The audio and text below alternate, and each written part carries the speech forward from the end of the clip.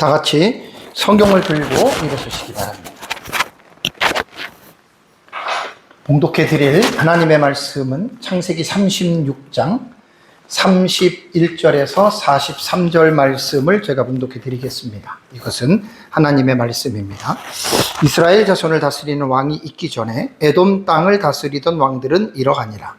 부올의 아들 벨라가 에돔의 왕이 되었으니 그 도성의 이름은 디나바며, 벨라가 죽고 보스라 사람 세라의 아들 요밥이 그를 대신하여 왕이 되었고, 요밥이 죽고 대만 족속의 땅의 후삼이 그를 대신하여 왕이 되었고, 후삼이 죽고 브닷의 아들 곧 모압들에서 미디안 족속을 친 하닷이 그를 대신하여 왕이 되었으니 그 도성 이름은 아윗이며, 하닷이 죽고 마스레가의 삼나가 그를 대신하여 왕이 되었고, 삼나가 죽고 유브라데 강변 르호봇의 사울이 그를 대신하여 왕이 되었고, 사울이 죽고 악볼의 아들 바알하난이 그를 대신하여 왕이 되었고, 악볼의 아들 바알하난이 죽고 하달이 그를 대신하여 왕이 되었으니 그 도성 이름은 바우며 그의 아내 이름은 무헤다발이니 마드레셋 딸이요 메사합의 손녀더라.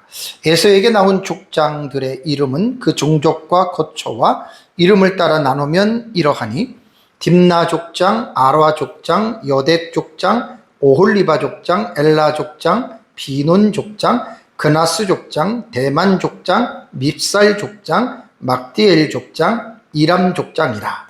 이들은 그 구역과 거처를 따른 에돔 족장들이며 에돔 족속의 조상은 에서더라. 아멘. 네, 앉으시기 바랍니다. 오전 예배 시간에는 그 에돔의 왕들, 그러니까 에돔의 왕조에 대한 이 부분에 대해서 세일이죠, 세일. 세일의 자손들, 그 호리 족속에 대한 족장들에 대한 이 부분에 대해서 제가 여러분들에게 말씀을 드렸습니다. 창세기 36장은 에돔의 그 족보죠. 에서의 족보인데, 그 에서의 족보가 어떻게 에서 한 사람이 에돔이라고 하는 그 나라까지, 왕국까지 이렇게 형성이 되었느냐에 대한 이 부분은 창세기 36장에 아주 세밀하게 윤곽들만 잘 여러분 이제 잡아놨습니다. 특별히 오전에 제가 여러분들에게 설교한 내용은 그 세일산에 있는 호리 족속, 그 족속과 에돔 족속의 어떤 그 관계성을 알기 위해서는 사실은 그 20절에서 30절에 오전에 설교한 이 내용이 여러분 참으로 중요합니다. 오전에 제가 여러분들에게 말씀을 드린 대로 성경은 중요한 부분이 있고 별로 안 중요한 부분이 있다, 이런 생각은 반 틀린 생각입니다. 성경 자체에 기록된 모든 내용은 다 중요합니다.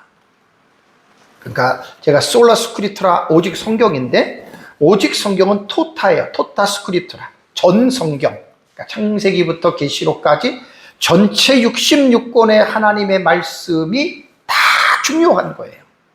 뭐 언약 안에 있는 아브라함과 이삭과 야곱과 요셉과 이스라엘 백성의 역사만 중요한 게 아니라, 물론 그것이 이 세상의 역사를 끌고 가는 어떤 메인 스트리트예요. 그것이 어떤 주요 어떤 그 길에서 중심적으로 그 이제 여인의 후손의 족보 언약의 가문이 흘러가고 그것을 통해서 하나님의 나라의 구속사가 이루어지는 것, 그거는 사실이지만, 그렇다고 해서 우리는 그것만 알아서는 안 된다는 말입니다.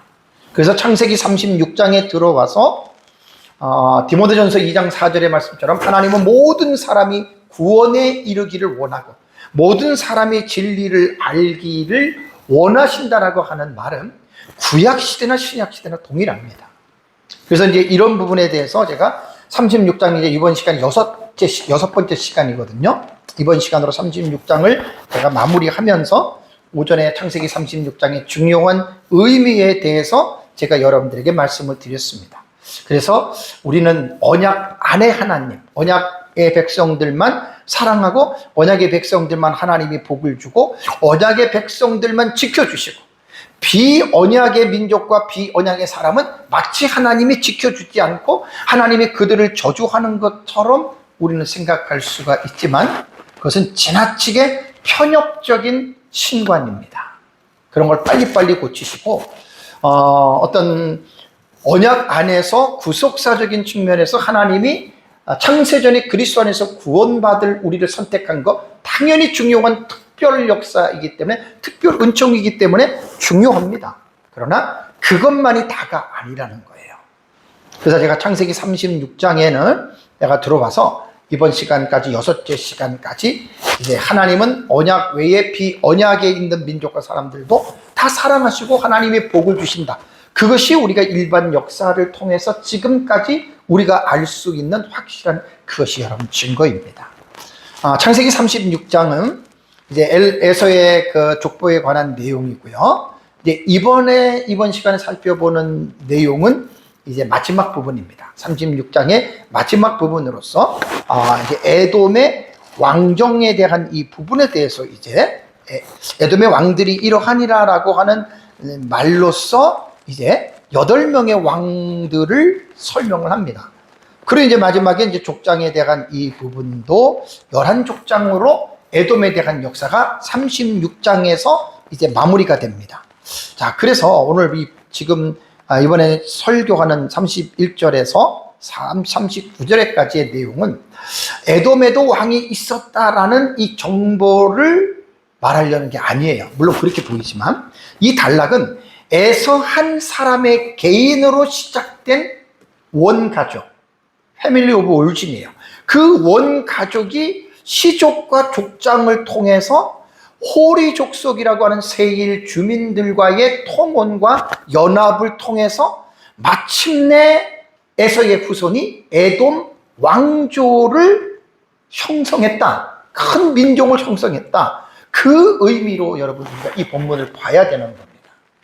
그래서 에서는 비언약 계열의 사람이지만 하나님이 그에게도 이렇게 복을 주셔서 야곱의 이스라엘만 12지파로 큰 민족을 만드는 게 아니라 이미 이전에 이스마엘도 12족장을 주어서 큰 아라비아 쪽으로 큰 나라를 만들고, 그 다음에 이제 그 에서도 하나님께서 또 세일을 하나님께서 뺏어서 기업으로 주시고, 뭐 그것뿐이겠습니까? 뭐 근동지방뿐만 아니라 아시아라던가 유럽이라던가 전체적인 나라로 보면 분명히 하나님은 일반 은총 속에서 모든 민족, 모든 사람들에게 하나님이 복을 주신다는 거예요.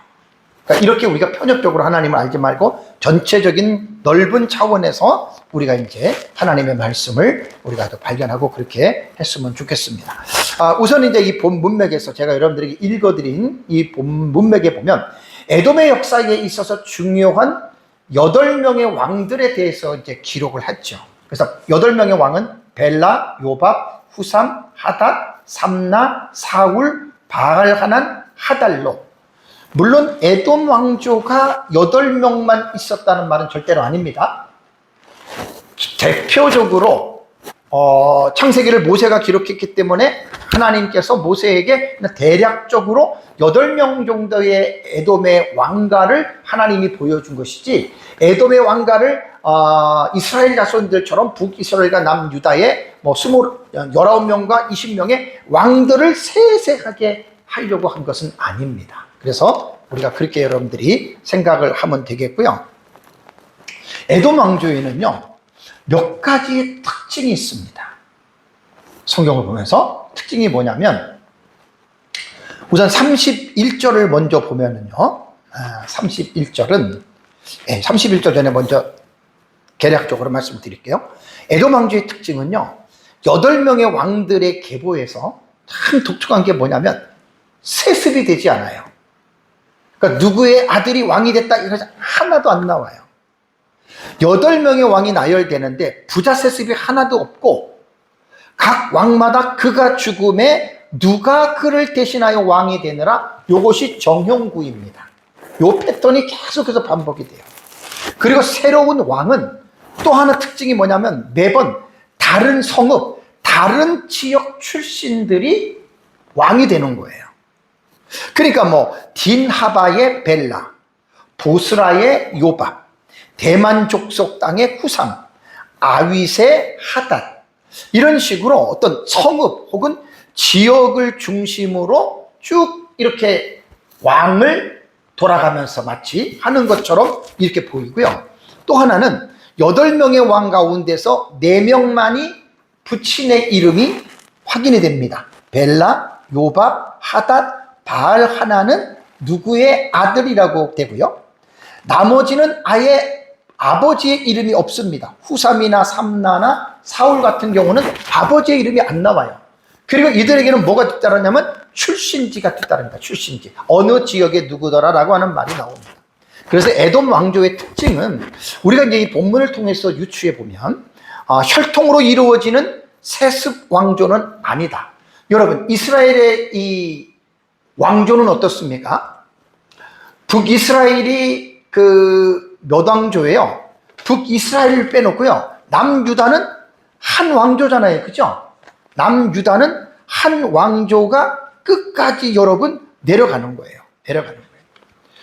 북이스라엘은, 내가 이 도표를 안 넣어놨네. 제가 만든 거. 북이스라엘은 몇 개죠? 그게 8왕조인가 9왕조가 나오죠. 거기는 막 그냥 쿠데타가 일어나가지고 그렇게 가잖아요. 그러나 남유다는 오직 다윗의 자손이에요. 참 이게 왕조사를 연구하면 그러한 특징이 있습니다. 그래서 이 에돔 왕조는 특별히 혈통으로 이루어지는 그러한 왕조가 아니고 서로 다른 어떤 성읍이나 가문에서 나왔다는 거예요. 가문에서.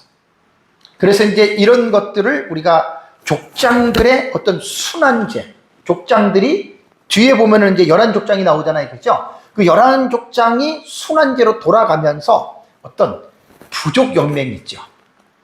치표라는 그 단어 있잖아요. 부족 연맹의 어떤 지도 체제로 정치의 현상이 이루어졌다라고 여러분 학자들은 그렇게 여러분 추정을 하고 있습니다. 그래서 이런 부분들은 우리가 이제 그렇게 생각을 할 수가 있고요. 그러나서 이제 하나님의 나라의 사상으로 우리가 에돔 왕조를 여러분 본다면, 하나님의 나라의 사상으로 우리가 에돔 왕조를 본다면 한 가지 특징이 뭐냐면요. 이스라엘 사회에는 왕이 없었다고 분명히 나오잖아요. 그죠? 이스라엘에게는 왕이 없었는데 에돔은 어떻게 됩니까? 에돔은 왕이 있다라고 하는 말로 여러분 시작이 되잖아요. 에돔은 왕이 있는 것으로 여러분 시작이 되기 때문에 이스라엘과 에돔에 대한 차이는 왕정의 체제가 이제 이런 부분에서 어떻게 보면 더 이제 에돔이 훨씬 더 빠르게 왕정에 대한 이 부분이 나타났다라고 여러분 우리가 본문을 통해서 이해를 하면 됩니다. 자, 그래서 이제 본문을 통해서 31절을 제가 여러분들에게 말씀을 드리겠습니다. 31절을 보시면 이스라엘 자손을 다스리는 왕이 있기 전에 그랬잖아요. 그죠? 그러니까 이스라엘은 아직 왕정 시대로 들어가질 않았죠. 이스라엘 백성들의 왕정 시대는 출애굽 이후에 가나안을 들어가서 사사시대 350년이 지난 다음에 왕정 시대는 통일 왕국 시대는 사울과 다윗과 솔로몬입니다. 그러나서 이제 그 왕정 시대가 통일 왕국이 끝나고 분열 왕국 시대로 930년부터 남북 왕조가 갈라지는, 그러니까 사울 왕조 이전이라는 거예요. 이스라엘의 첫 번째 왕이 사울이잖아요. 왕이 있기 전입니다. 이스라엘은 아직 왕정 시대로 접어들지 않았는데 에돔 땅은 이미 왕들이 그들에게는 세워졌다라는 말입니다.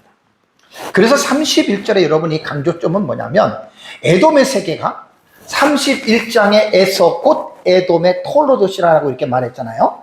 에돔의 족보라고 말을 했는데 한 사람으로 시작된 에서의 가문이 이제는 왕정 시대에까지 왕정 질서에 들어섰다라고 하는 것을 선명하게 드러내고 그 사실을 지금 어떻게 해요? 강조하고 있다라고 하는 말입니다.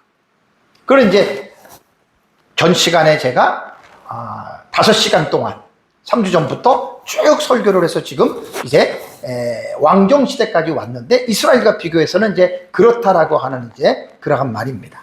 그래서 이미 에돔은 이스라엘보다는 왕정 시대가 훨씬 더 빨리 들어왔고, 그러므로 그것을 통해서 이제 어떻게 보면 주변 나라들과 뭐 뒤에도 보면은 이제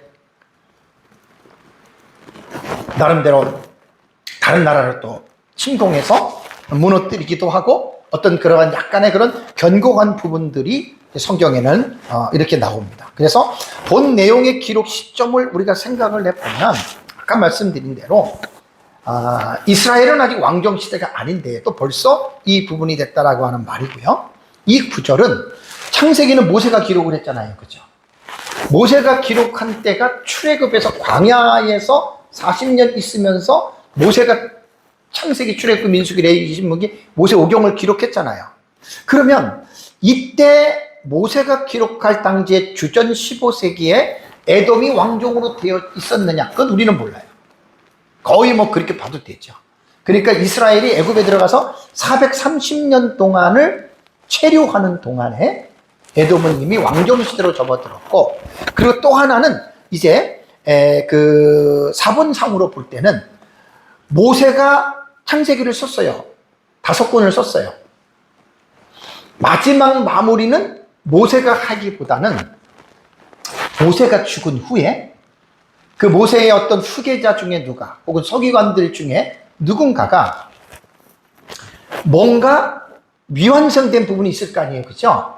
그거는 이제 그들이 서기관들이 대충 보충해서 편집한다고 하는 것은 학자들이 이미 사본학적으로 인정을 하는 것입니다. 그래서 이제 이것도 모세의 저작권에서 자주 이루어지는 어떤 논쟁점인데, 아마 이 부분은 뭐 그때 이스라엘 왕이 있기 전에라고 하는 말은 후세에 어떤 서기관이 보충으로 편집할 때 써놨다, 뭐 이런 것도 있어요. 여러분 이제 그렇게만 알고 있으면 되고요. 그러면 이제 32절부터 보겠습니다. 자, 부올의 아들의 이름이 나오죠. 아버지가 나오고 벨라가 나옵니다. 에돔의 왕이 되었으니 그 도성의 이름은 딘하바며 라는 말이 나오죠. 이 32절은 왕과 도시를 함께 묶습니다. 벨라, 딘하바. 이렇게 함께 묶어서 지금 서술하고 있어요. 서술하고. 그러니까 벨라는 아마 에돔 왕조의 첫 번째 왕으로 소개되고 그 이전에 왕이 없었다, 이렇게는 우리가 추정할 수는 없어요. 어쨌든 본문상으로는 첫 번째 왕으로 소개되고, 도시 중심이, 도시가요 왕권의 시작과 같이 가잖아요. 그죠? 그러니까 이미 어느 정도의 도시들이 형성이 되어져 있고 어느 정도 시민들이 이제 존재하고, 그러다 보니까 이제 그 자기네들이 다스리는 영토 속에서 중요한 어떤 도시 하나를 딱 집어서 딘하바라고 이렇게 말을 하고 있습니다.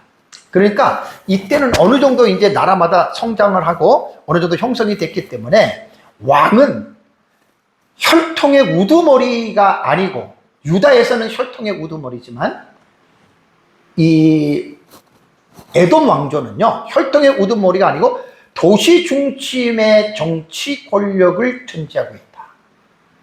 딘하바의 왕이다. 뭐 예를 들자면 이런 식으로 이제 성경은 말들을 하고 있다라고 하는 말입니다. 에돔의 왕들도 이렇게 보면 됩니다. 벨라, 부올의 아들, 요밥, 보스라 세라의 아들, 후삼, 대만족 속 사람, 하닷, 부닷의 아들, 삼나, 마스레가 사람, 사울, 유브라데 하숫가의 르호봇 사람, 바알하난, 악볼의 아들, 하달, 아내, 무헤다벨. 요게 이제 오늘 31절부터 39절까지 요거예요. 요건 자세하게 안 읽어도 여러분들이 도표를 보면서 이런 부분을 알게 되고, 뭐 여기에 무슨 뭐 유브라데 하숫가의 르호봇 사람, 뭐뭐 사람, 뭐뭐 이런 것들은 자세하게 성경적으로 확증되지 않는 경우들은 제가 말을 안 합니다. 많은 주석가들이 이제 공증을 하고 또 그렇게 한 말에 대해서는 하고, 그렇지 않으면 특별한 사람들이 별로 없기 때문에 그런 부분들은 제가 이제 좀 넘어가도록 이렇게 하도록 하겠습니다. 그 다음에 이제 33절로 넘어가면 벨라가 죽고 보스라 사람 세라의 아들 요밥이 그러잖아요. 요밥. 그러니까 벨라의 아들이 된 게 아니에요. 세습은 하나도 없어요. 그를 대신하여 이제 왕이 되었으니라는 말이 나옵니다. 이것도 보스라 출신이잖아요. 보스라, 그죠? 보스라 지명이에요. 지명. 도시입니다. 도시. 그러니까 이 보스라는 후일에 에돔의 대표 도시 가운데 하나로 알려진 아주 강한 성읍이라고 주경학자들은 말을 하고 있습니다. 그래서 요밥은 단순한 개인의 왕이 아니라 보스라 권역의 힘을 배경으로 올라온 리더십이다. 우리는 여러분 이렇게 생각할 수가 있습니다.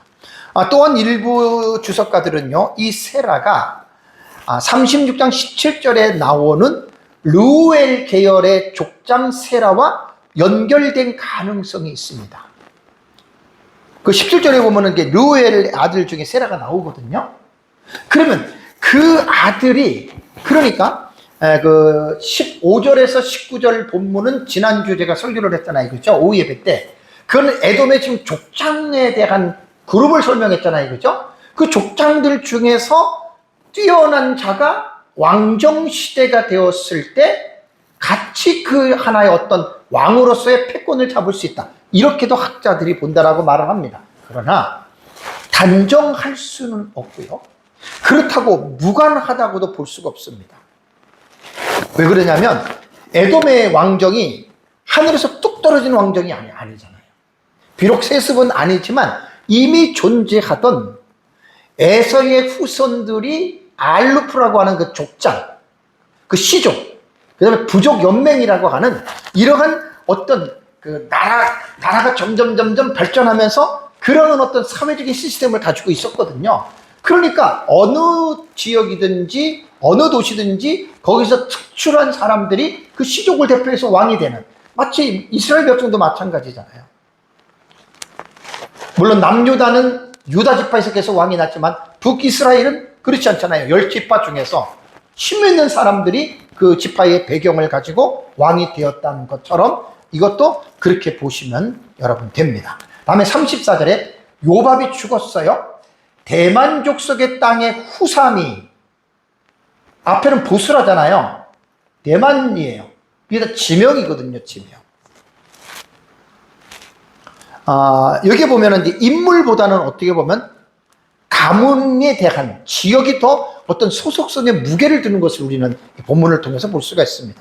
후삼은 대만 사람의 땅 출신으로 불리는데요.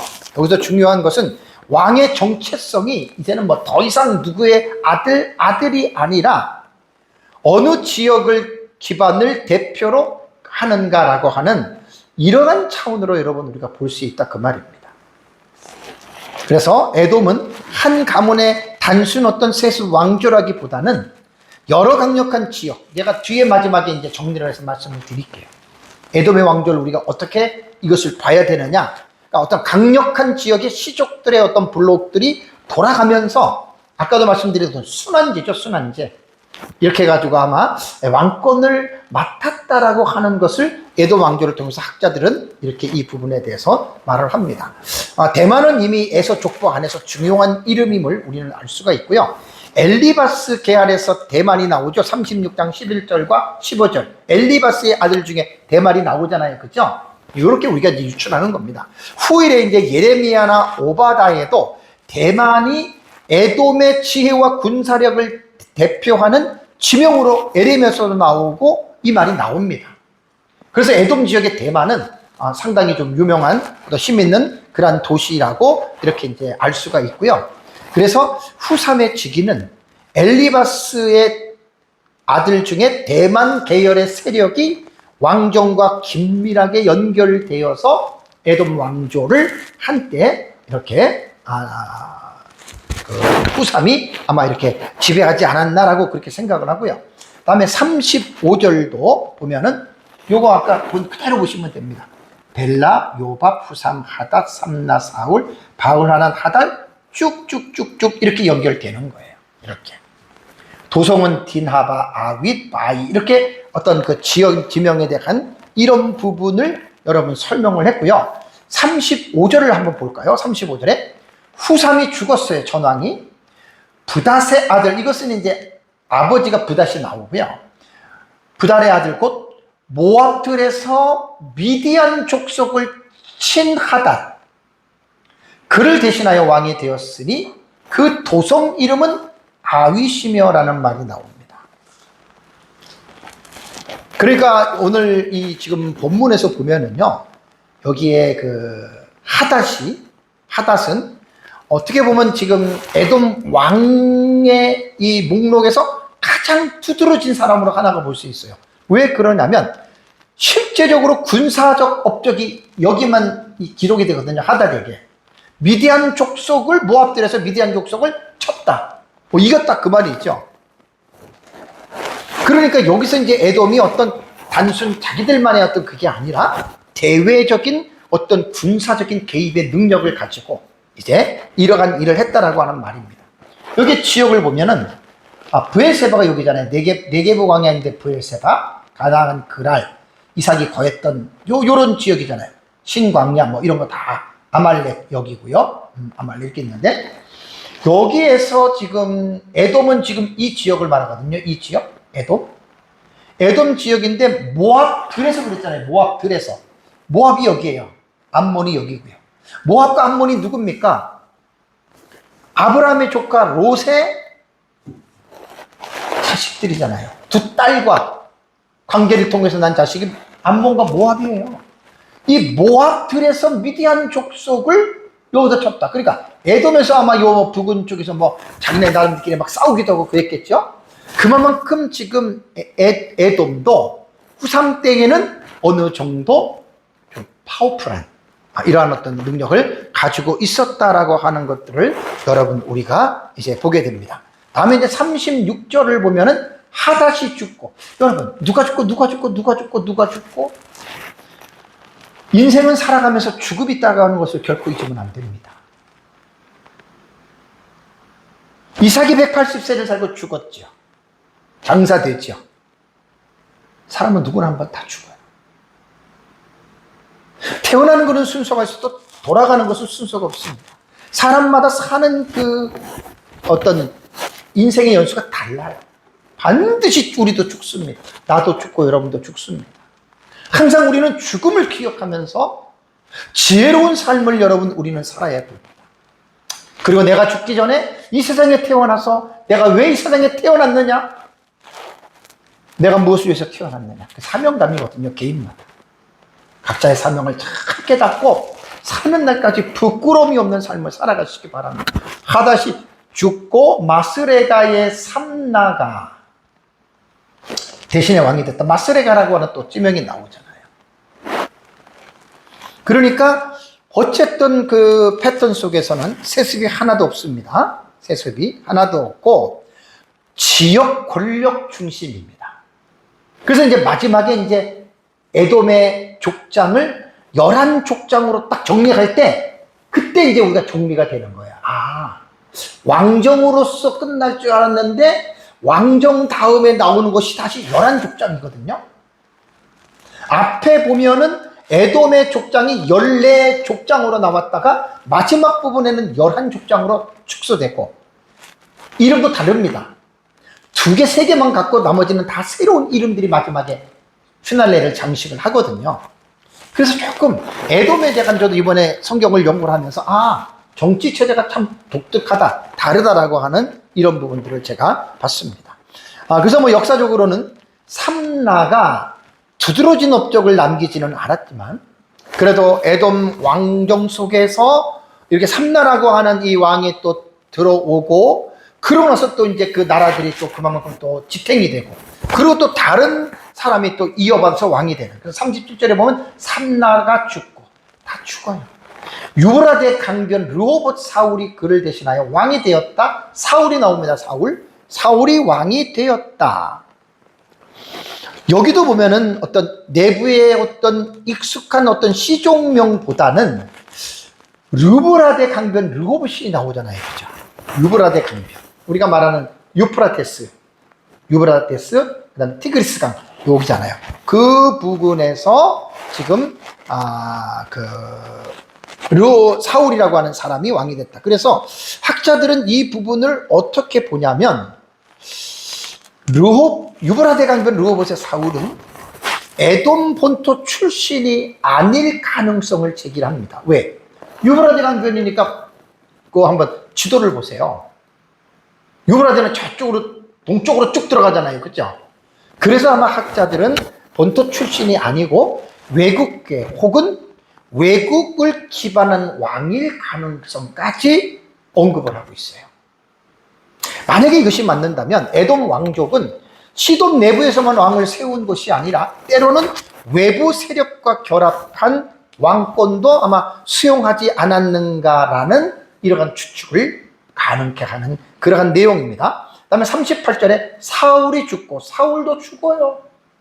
나도 죽고 여러분도 다 죽어요. 죽음을 잊지 말고 기억하면서 사세요. 그럼 바르게 살 수 있습니다. 내가 천년만년 살 것처럼 생각하는 사람과 내가 이제 나이가 얼마 안 돼서 내일 죽을 수도 있어, 이렇게 생각하는 사람은 삶의 질이 달라요. 며칠 있으면 죽을 사람이 몇 년 죽을 때까지 살 것처럼 착각하는 것, 이거는 저는 미련한 사람이에요. 미련한 사람. 악볼의 아들 바알 하난이 그를 대신하여 왕이 됐다라고 하는 말입니다. 여기서 하나 특징이 뭐냐면, 바알 하난이라고 하는 여러분 이 단어가 뭐냐면 바알이 은혜를 베푼다라는 뜻이에요. 바알이 하난, 은혜를 베푼다, 이런 뜻인데, 에돔의 세계가 단순한 어떤 혈통이나 정치 공동체를 넘어서 인간에게는 예로부터 오래전부터 지금까지 모든 인간 속에는 종교성이 있어요. 종교성. 인간에게는 종교성이 다 있단 말이에요. 짐승에게는 종교성이 없어도 인간에게는 종교적 심리가 다 있습니다. 그래서 아마 이 부분에 대해서는 주변의 어떤 삼족 종교의 문화와 깊이 있게 연결된, 바벨론 같은 경우도 그 마지막 그 왕 같은 경우요, 그 바벨론 마지막 왕이 누구죠? 벨사살은 그 왕의 아들이고, 왕의 아들과 협력한 그 왕, 갑자기 생각이 안 나요. 나보니두스죠. 나보니두스가 마지막 왕인데, 그 나보니두스가 자기 아들 벨사살과 그 오랜 기간 동안에 섭정을 합니다. 그리고 본인은 아라비아 테이마라고 하는 지역에 가서 그 바벨론에 섬기는 달신 말고 다른 신을 섬기면서 이제 사실 바벨론 사회가 멸망할 때 그것 때문에 제사장 그룹과 나보니두스와의 이 관계가 충돌이 이루어진 거예요. 그러한 어떤 그 바벨론이라고 하는 사회적인 불안정을 통해서 결국은 바사 제국의 고레스가 이제 539년에 이제 바벨론을 접수하게 되는 그런 개념. 그렇죠. 메대. 그렇게 접수하게 되고 그런 식으로 역사가 이제 흘러갑니다. 그러니까 여기도 바알 하나는 바알이 은혜를 베푼다라고 하는 이 용어 하나를 가지고 아마 학자들은 이 부분에서 이제 종교적인 어떤 이 부분을 연결시키는데, 저는 그것도 괜찮다고 봐요. 우리가 성경을 그 해석할 때 쓸데없는 자기 주관적이고 막 위험한 어떤 소설 같은 식으로 이 이단과 사이비 같은 경우는 완전히 알레고리칼적인 설교를 되게 많이 하잖아요. 그런 거는 위험해요. 그러나 일반 건전한 개혁신학가들의, 주경신학가들의 해석들을 보면 이름 속에서 주변의 역사와 문화와 종교 모든 것들을 통해서 이렇게 내려지는 진단들은 충분히 건강하게 우리가 이 본문들을, 우리가 성경을 통해서 이해할 수가 있다. 그래서 이제 설교자가 설교를 할 때 개인의 주관적인 내가 기도했더니 하나님이 이렇게 가르쳐줬고, 이런 것들은 사실상 위험합니다. 성경 해석에서 정말로 위험한 겁니다. 물론 성령의 조명과 감동을 통해서 우리가 하나님의 말씀을 깊이 깨달을 수는 있지만, 성경에 기록되지 않는, 그러면서 성경을 해석할 때 문맥과 문맥별로 연결지어서 성경을 해석하는 원리 속에서 성경의 깊이를 모르는 경우에는 함부로 이렇게 추론이나 추측을 통해서 우리가 이렇게 말하는 것은 상당히 위험하다. 그래서 제가 해석학적으로 설교를 하기 때문에 대부분 이것들은 이미 개혁신학자들에 의해서 밝혀진 내용들을 가지고 제가 여러분들에게 설교를 하는 거예요. 어떤 부분들은 이거는 이럴 수도 있지만 확정적인 것은 아니다. 이것은 왜 중요하냐면, 설교가가 앞에서 제가 말씀드린 딥나라던가 오올리바마라던가 이런 사람들 있잖아요. 그죠? 이런 사람들이 확정된 것은 아닌데, 마치 확정적으로 이야기를 했다. 이게 설교가 만약에 잘못됐다면 엄청난 오류가 생길 수가 있습니다. 그래서 이제 이런 경우는 확정적인 것은 아니지만 어떤 유비론적인 부분으로 볼 때, 비교할 때에는 이럴 수도 있다. 요렇게만 해주면은 그것이 설사 틀리다 하더라도 틀리다 하더라도 그런 경우는 안전한 설교가 될 수 있습니다. 설교가들이 어떤 성경을 연구할 때 이 성경의 깊이와 역사와 이런 것 없이 막 무조건 막 기도하다가 막 내가 깨달았다. 이런 건 정말로 위험한 거예요. 정말 이런 건 위험한 거예요. 조심해서 이런 부분들을 할 수가 있어야 됩니다. 그러니까 에돔 왕정은 언약 계보의 바깥에 있는 정치 공동체잖아요. 그죠?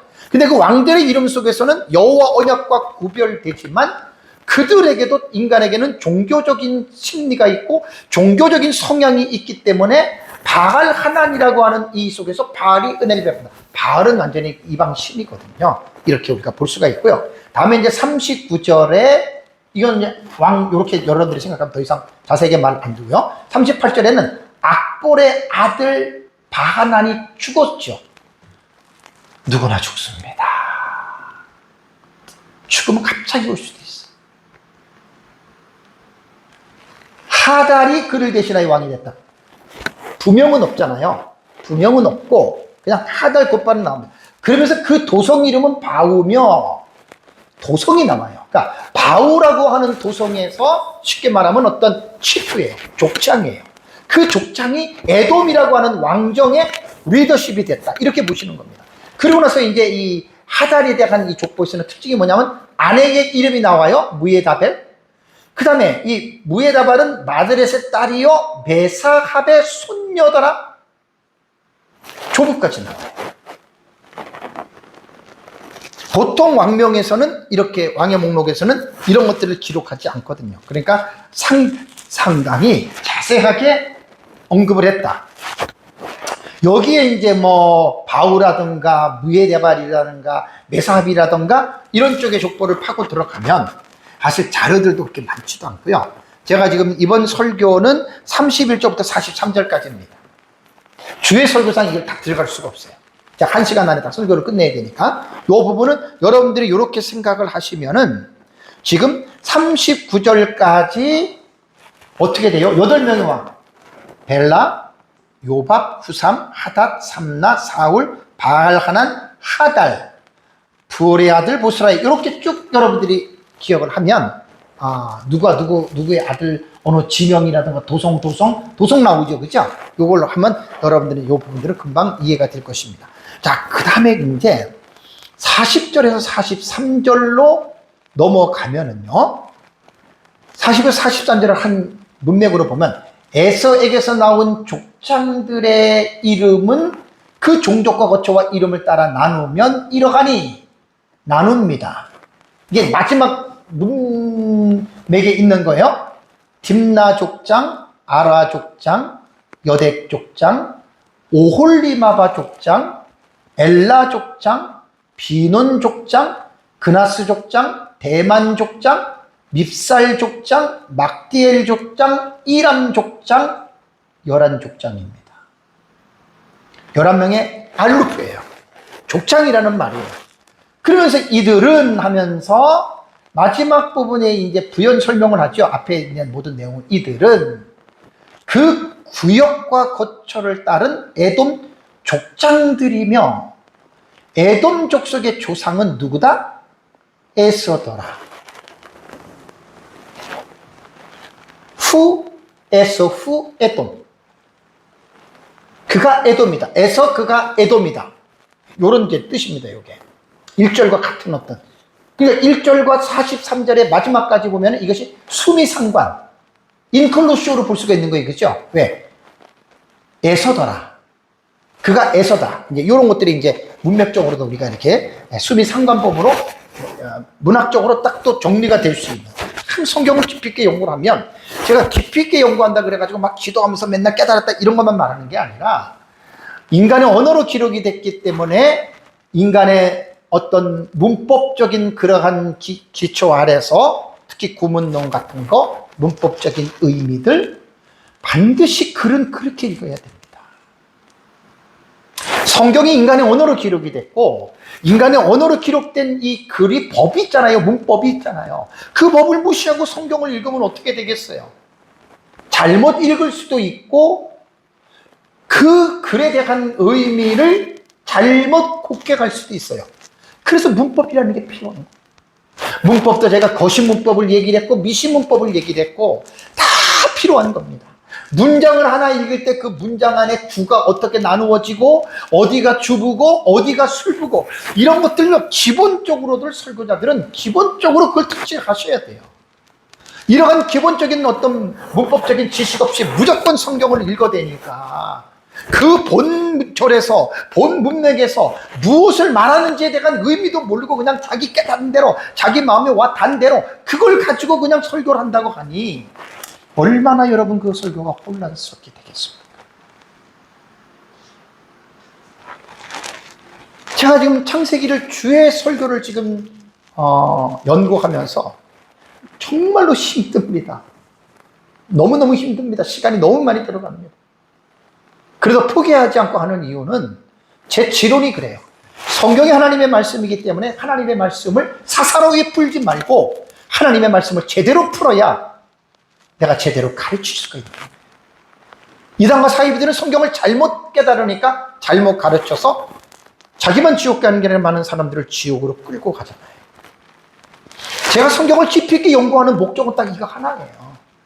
성경이 하나님의 말씀이기 때문에 너무 어렵기 때문에 결코 가볍게 성경을 대할 수가 없다.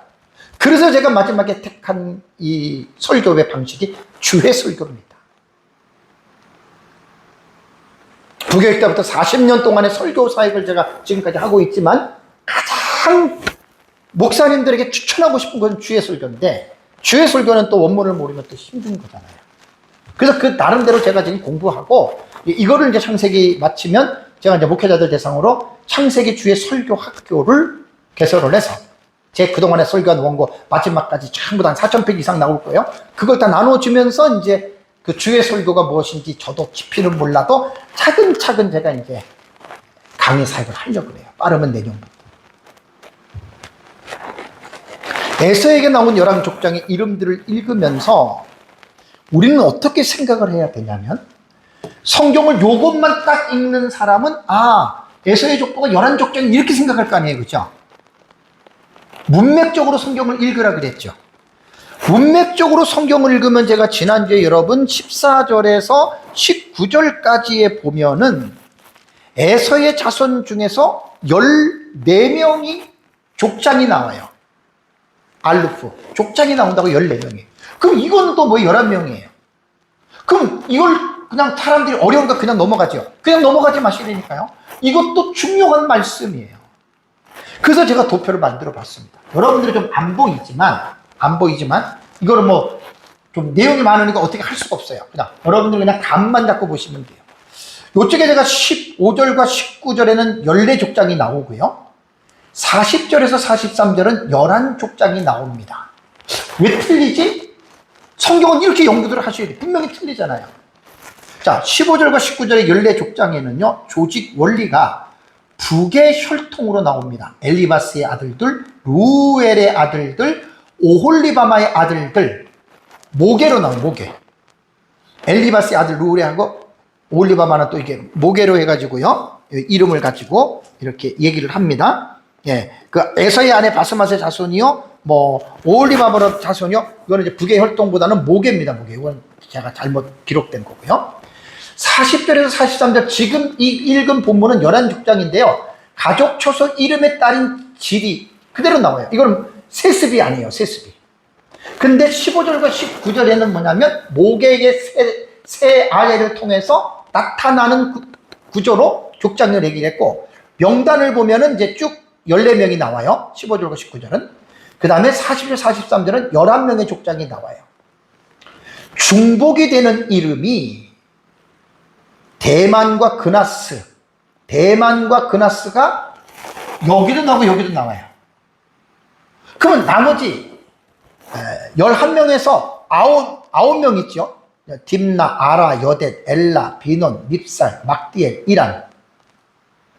한 명 더 빠졌어요. 자, 여기에 보면은 9명은 뭐냐면 새로운 이름들이에요, 이쪽에. 새로운 이름, 전혀 새로운 이름들이에요. 2명만 갖고 다 전혀 새로운 이름이에요. 그럼 여러분 이걸 볼 때 무슨 생각이 드세요? 점점 더 혼란스럽잖아요. 그죠? 제가 왜 성경이 어렵다는 말을 하는 줄 아십니까? 성경은 문학적으로도 읽어야 되고 역사적으로도 읽어야 되고 언어학적으로도 읽어야 돼요. 그래서 성경이 어려운 거예요. 우리가 성경을 기본적으로 볼 때 제가 지금 말씀드린 언어학적, 문학적, 역사적, 이건 기본 베이스예요. 많은 사람들이 이 기본 베이스를 무시해버려. 애들 말로 미치고 환장하는 거예요. 성경을 올바르게 이해하기 위해서 필요한 지식들을 왜 무시하냐고요. 그리고 성경을 읽으면 어떻게 되겠어요? 회개망측한 깨달음이 나오고 회개망측한 해석이 나오는 거예요. 오늘날 한국교회가 무너지고 병들고 쓰러진 이유가 설교자들부터 성경의 말씀을 대하는 태도 자체가 너무나 무성의하게 맨날 쉬운 설교 하다가 보니까 성경을 제대로 깊이 있게 못 가르쳤기 때문에 한국교회가 오늘날 이렇게 약화된 거예요. 제가 주의 설교를 하면서 왜 목회자들 대상으로 창세기 주의 학교를 하려고 하느냐? 최소한 2년을 내가 모든 시간을 투자해서 내가 지금 연구를 하고 지금 책으로 다 내올 정도로 원고를 매주 하고 있거든요. 그래서 제가 하는 거예요. 어떤 사람은 그래요. 목사님 설교 너무 어렵다고. 목사님들이 그래요. 당연히 어렵죠. 이런 거 하는 거 다 어렵죠. 그럼 저보고 왜 설교를 왜 어렵게 하네? 아, 나 좀 이해가 안 돼요. 성경을 제대로 가르치다 보면 어려운 거예요, 여러분, 성경이. 참 가슴이 아픕니다. 15절에서 19절, 지난주에 본 것은 14개의 고유 인명 중 11개가 오말스고, 고라, 가담, 아말렉, 나가세라, 삼나, 미사, 여우수, 얄람이 40절에서 43절 뒷부분은요, 완전히 사라져요. 안 나와요. 대신에 9개의 새 이름, 딥나, 아라, 여댓, 오홀리바마, 엘라, 비논, 밉살, 막디엔, 이란. 새로운 이름이 9개가 여러분 등장을 하는 거예요. 그러면 14명의 왕 중에서 지금 3명이 누락이 되고, 명단 자체가 거의 교체가 된 거예요. 몇 개만 다른 게 아니에요. 근데 여기서 하나 놀라운 게 뭔 줄 아세요? 40절, 43절에 11개 새로운 이름, 이게 마지막 클로즈가 되는 거예요. 에돔의 족보가 개인 에서로부터 시작해서 왕정까지 걸쳐서 마지막 11명의 족장은 여기서 문이 닫혀요. 클로스가 되는 거예요. 그 마지막 클로스가 되는 곳에서 11명의 족장이 나오는데 40절에서 43절에 보면 딥나는 12절에 보세요. 엘리바스의 첩의 이름이에요. 인명이에요. 인명.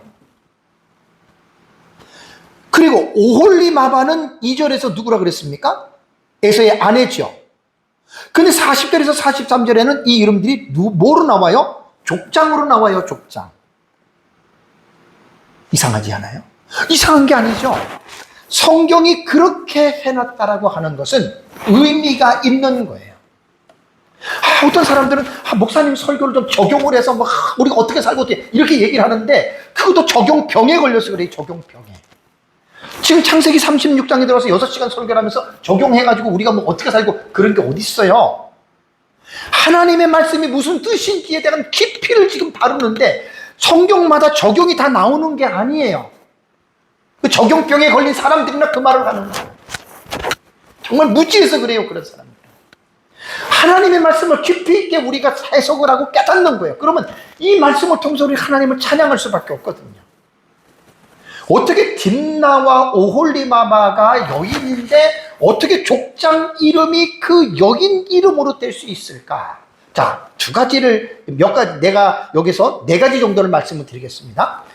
11명의 족장의 명은요, 여러분, 인명이 아닙니다. 거의 대부분 학자들이 지명으로 봅니다. 이건 대단히 중요한 거예요.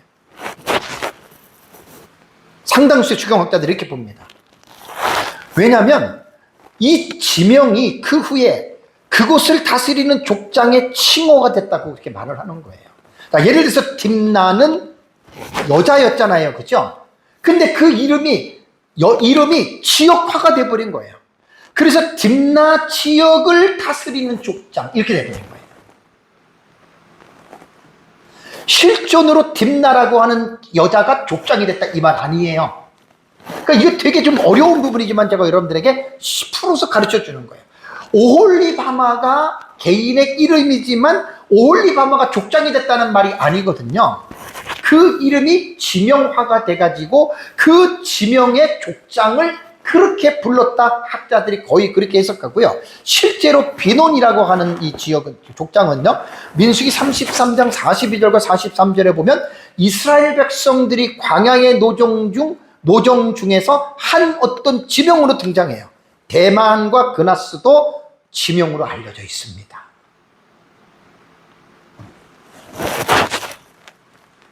그래서 우리가 이 마지막에 이제 에돔의 마지막 어떤 정치적인 족보를 닫는 입장에서 11명의 족장으로 설명을 하면서 이제 에서의 톨로롯이 이제 크로스가 되잖아요. 자, 두 번째는 뭐냐면 왕들과 동시에 존재했던 족장 체제로 해석을 합니다.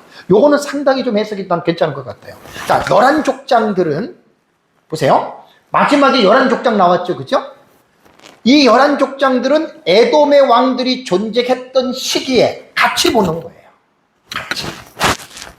11족장들이 세습적 지역의 족장으로 보면서 그 족장들이 아까 말씀드린 대로 그 왕정 시대가 순환적인 면을 갖고 있었다 그랬잖아요. 그죠? 족장들 중에 어느 지역에 누군가가 이번에는 하고 다음에는 누군가가 하고 아마 이렇게. 그래서 31절과 39절은 에돔 나라를 전체적으로 묶는 통합 왕권이에요. 오전에 설명했던 에돔의 왕권을 얘기를 하니까 통합 왕권이고, 그 다음에 43절, 지금 처음에 말한 거는, 그 다음에 이제 뒤에 볼 40절과 43절 11족장은 그 왕권 아래 또는 왕권과 병행해서 존재하는 시족의 권력으로 봅니다.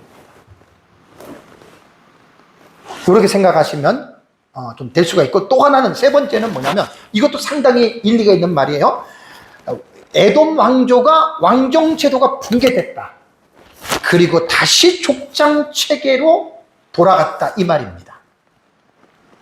그러니까 39절에서 왕명록의 후계자가 없이 8명의 왕으로 끝나잖아요. 그죠? 그리고 40절에 곧바로 족장 체제로 지금 회귀하잖아요. 그죠?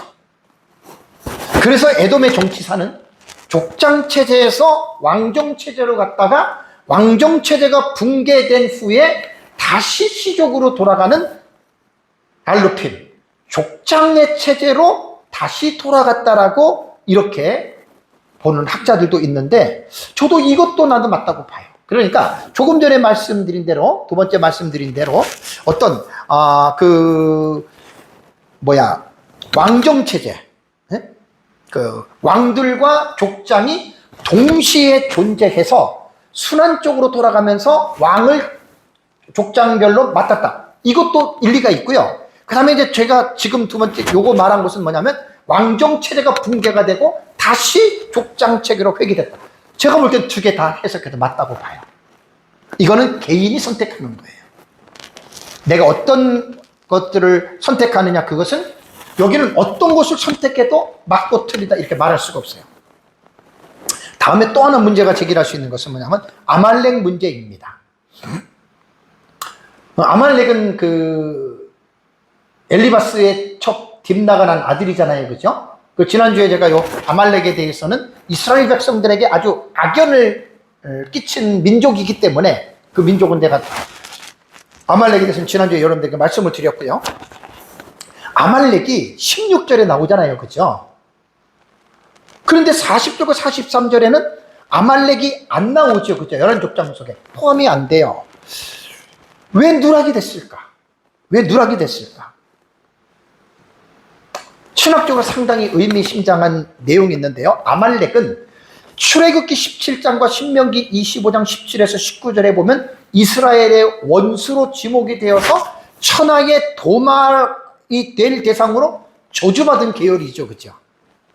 그러니까 아마 40절에서 43절은 후대에 아마 사울이나 다윗 이후에 에돔의 행정구역을 반영하는 11족장으로 본다면 아말렉이 독자적 행정 단위로 존속하지 못하고 사무엘상 15장과 역대상 4장 43절 말씀처럼 이미 역사 속에서 소멸되거나 혹은 다른 강한 민족에 흡수되었을 가능성이 있다. 이렇게 학자들은 추정을 하는 겁니다.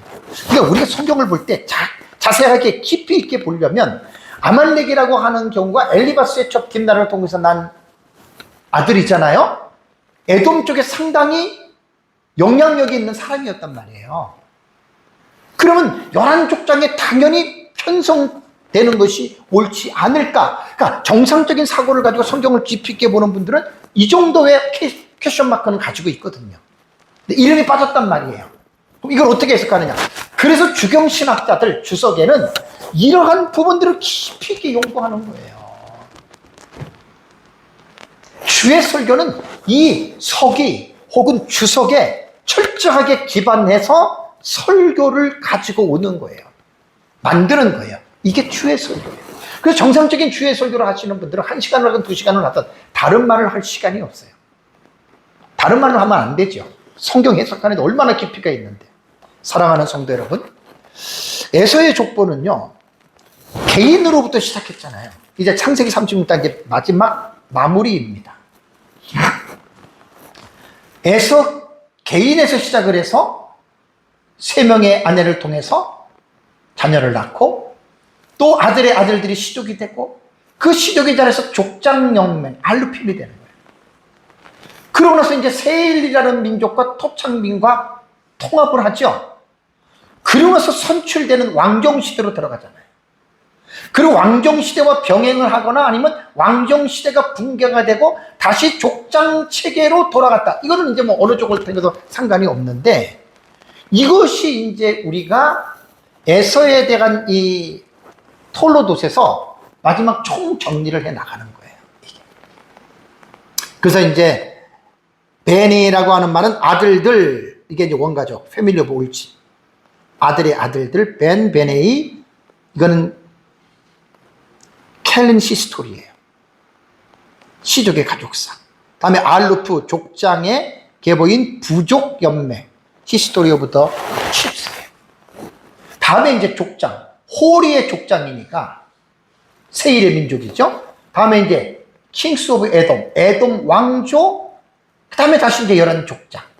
이렇게 돌아간다 라고 하는 말입니다. 제가 창세기 36장 전체를 이번 6시간 동안 제가 설교를 했거든요.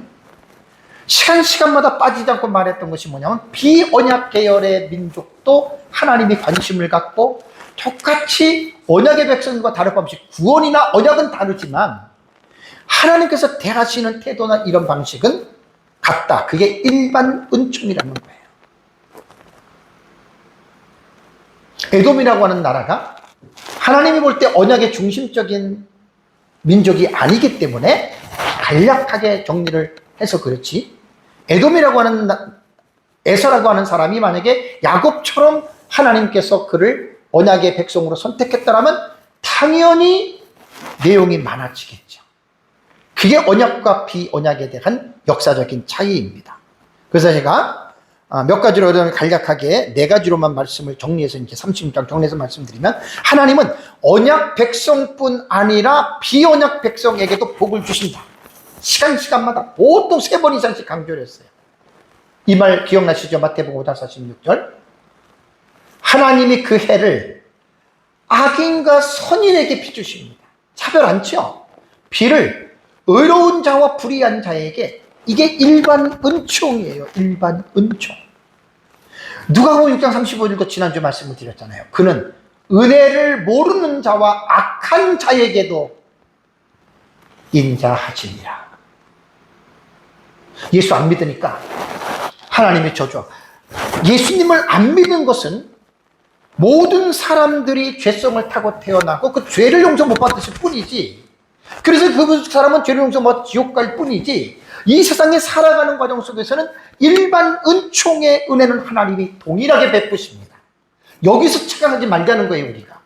우리는 특별 은총을 받아서 하나님이 우리에게 구원해 주지만, 그렇다고 특별 은총을 받았다고 우리가 잘못하면 하나님이 우리에게 보응하지 않습니까? 하잖아요.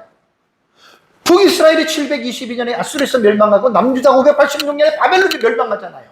언약 안에 아브라함 자손이라도 잘못하면 이 세상에서 지옥은 가진 않지만 멸망하는 게, 그게 하나님의 공의고 저스티스, 하나님의 공의예요. 두 번째는 하나님의 통치는 언약의 백성들만 국한되지 않습니다. 모든 민족 불신자들까지 하나님이 다 통치하신다. 시편 23편 1절에 지난주에도 땅과 거기 충만하고 세계 가운데 사는 자들은 다 누구의 것? 여호와의 것이니라. 불신자들도 여호와의 것이에요. 맨날 우리들이 하나님 이렇게만 생각하지 마세요. 이사야 19장 25절에도 만군의 여호와께서 복주시며 이르시되 내 백성 애굽이여, 내 손으로 지은 앗수르여, 나의 기업 이스라엘이여. 복이 있을지 설명은 안 하겠습니다. 요나서 4장 1절에도 하물며 이 큰 성읍 니느웨 좌우에 분별하지 못하는 자가 12만 명인데 내가 어찌 아끼지 아니하겠느냐. 앗수르가 얼마나 악한 패역한 민족이었습니까? 그런데도 하나님이 앗수르의 12만 명의 인구를 살리기 위해서 요나를 보내지 않았습니까? 시편 47편 7절 8절에도 하나님은 온 땅의 왕이심이라. 하나님이 뭇백성을 보세요. 뭇백성을 다스리시면라고 하면 비언약의 계열의 백성도 하나님 다스립니다. 지금도 공산주의 사회주의 어떤 나라든지 하나님이 다스린다. 하나님이 그의 거룩한 보좌에 앉으셨도다. 다음에 여인의 후손의 계보는 배타적 경계가 아니라 그랬죠. 언약 안에 있는 사람만 구원받고 언약 밖에 있는 사람 구원 안 한다. 그런 뜻이 아니라 그랬어요. 여인의 후손을 낳기 위한 라인이에요. 또 하나 마지막으로 선택은 특권이 아니라 사명입니다. 사명. 그래서 마태복음 18절에 너희는 가서 모든 민족으로 제자를 삼아 아버지와 성령의 세례를 베풀고 내가 너희 분부한 것을 가르쳐 지키게 하라. 사명이에요. 온천에 다니며 만민에게 복음을 전파하라. 우리가 구원받은 것은 100% 은혜고 특권 아닙니다.